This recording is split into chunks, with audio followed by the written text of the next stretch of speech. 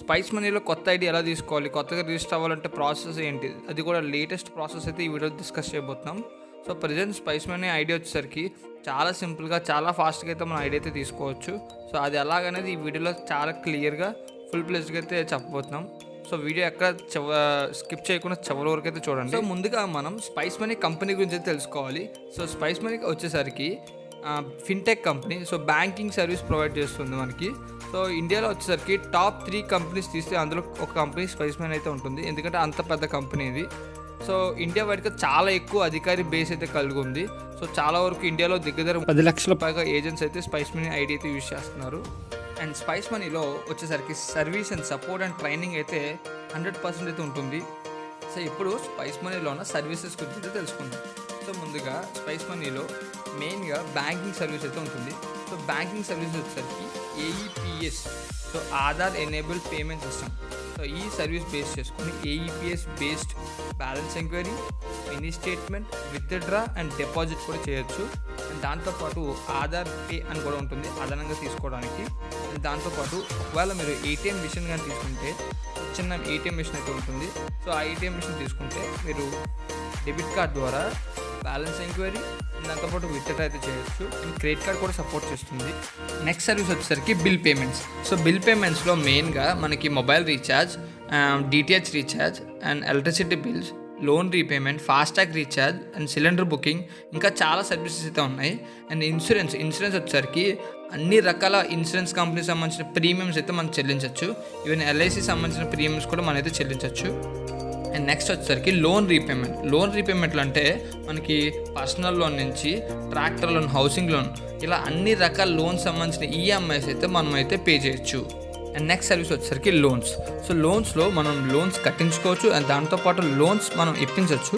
So మనం ఏదైతే personal loans కానీ ట్రాక్టర్ లోన్స్, అన్ని రకాల లోన్స్ అయితే మనం మెయిన్గా యాక్సిస్ బ్యాంక్తో టైఅప్ అయ్యాం. అండ్ దాంతోపాటు ఇతర ప్రైవేట్ సంస్థలతో కూడా కంపెనీ అయితే టైఅప్ అయింది. సో మన ద్వారా మనం మన కస్టమర్స్కి మనం అయితే లీడ్ క్రియేట్ చేయొచ్చు. సో దాని ద్వారా వాళ్ళకైతే లోన్స్ అనేవి మనం ఇప్పించవచ్చు. అండ్ నెక్స్ట్ గవర్నమెంట్ సర్వీసెస్లో వచ్చేసరికి పాన్ అప్లై అండ్ ఉమంగ్ సంబంధించిన సర్వీసెస్ అయితే మనం కస్టమర్స్కి అయితే అందించవచ్చు. అండ్ నెక్స్ట్ సర్వీస్ వచ్చేసరికి account opening service. So present spice money వాళ్ళు ఒక 2 బ్యాంక్స్ అయితే టైఅప్ అయ్యారు. ఒకటి axis bank, 2 NSDL payments bank.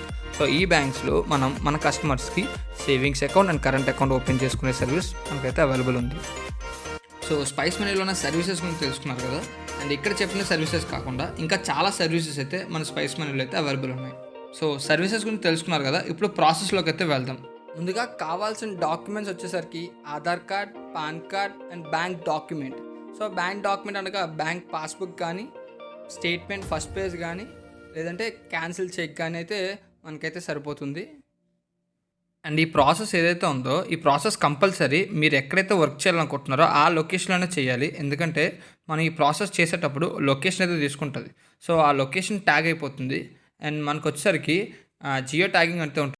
So అంటే మనం ఏదైతే ప్లేస్లో ప్రజెంట్ ప్రాసెస్ చేస్తున్నామో ఆ లొకేషన్ నుంచి 20 కిలోమీటర్ల లోపు మాత్రమే మన ఈ బ్యాంకింగ్ సర్వీస్ అయితే ఇవ్వగలం.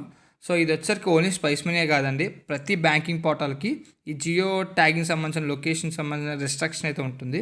సో అందుకే మీరు కంపల్సరీ ఏదైతే ప్రాసెస్ ఉందో అది మీరు ఎక్కడైతే వర్క్ చేయాలనుకుంటున్నారో అది మీ ఆధార్ అడ్రస్తో సంబంధం లేదండి. మీ షాప్ ఎక్కడైతే ఉందో లేదా మీరు పర్టికులర్గా ఆ ఏరియాలో సర్వీస్ చేయాలనుకుంటున్నారో ఆ లొకేషన్ నుంచి అయితే చేయండి.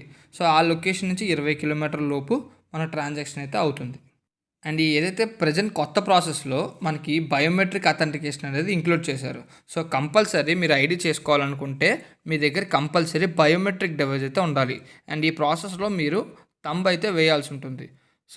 సో కంపల్సరీ మీరు ఐడి ప్రాసెస్ స్టార్ట్ చేసే టైంలో మీ దగ్గర బయోమెట్రిక్ డివైస్ ఉండేలా చూసుకోండి. అండ్ ఒకవేళ మీరు డివైస్ ఇంకా తీసుకోకపోతే ఈ ప్రాసెస్ మళ్ళీ ఆగిపోతుంది కదండి. సో కంగారు పడాల్సిన అవసరం లేదు. ప్రజెంట్ ఈ అథెంటికేషన్ కోసం ఫేస్ స్కాన్ అని చెప్పి ఒక ఆప్షన్ ఉంటుంది, దాని ద్వారా కూడా మీరు చేసుకోవచ్చు. సో రిక్వైర్మెంట్స్ అన్ని సెట్ చేసుకున్నారు కదా, ఇంకా వీడియోలోకి అయితే వెళ్ళిపోతుంది.